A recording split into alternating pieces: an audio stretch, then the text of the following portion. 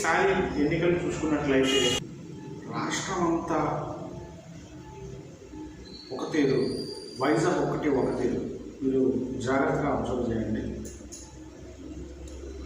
ఆంధ్రప్రదేశ్లోని 175 స్థానాలు ఖచ్చితంగా మేమే గెలిచేస్తామని చెప్పి వైసీపీ ప్రభుత్వం ఫస్ట్ నుంచి చెప్పుకొస్తుంది. జగన్ నుంచి మొత్తం నాయకులంతా కూడా అదే పాట పాడతాం.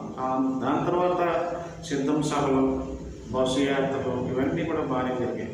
అయితే వాళ్ళు చేసినటువంటి సంక్షేమ పథకాల మీద పూర్తిగా ఆధారపడాలి. సంక్షేమ పథకాలు, అప్పులు తేవడం, అమ్మఒడని లేదంటే ఇతరత్ర కుల సంఘాలకు కొంత అమౌంట్ని బట్టన్ నొప్పి ఇదంతా ఏంటంటే ఒక తరహాలో జరిగిందైతే అలాగని ప్రతిపక్ష పార్టీ గతంలో ఏదో గొడవడొచ్చని కాదు. వాస్తవానికి ఏంటంటే ప్రభుత్వాన్ని నడిపే విధానం అంతా కూడా ఐఏఎస్లో ఆలోచనలతో పెద్ద పెద్ద మేధావుల ఆలోచనలతో నడుస్తుంది.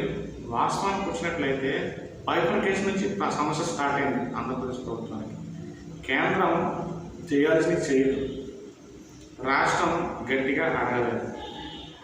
అందరికీ అప్లికేషన్స్ అన్ని పార్టీల్లో కూడా నాయకులకి అప్లికేషన్స్ ఏదో కేసులు లేదంటే వాళ్ళు వ్యాపారాలు నిలబెట్టుకోవాలి.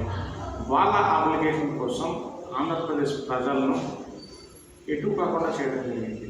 వాళ్ళ తాలూకా ప్రయోజనాలు పూర్తిగా దెబ్బతున్నాయి. గత 15 సంవత్సరాలు బట్టి ఆంధ్రప్రదేశ్ ప్రభుత్వానికి ప్రజలకు సంబంధించినటువంటి ప్రయోజనాలు పూర్తిగా దెబ్బతిన్నాయని చెప్పాలి.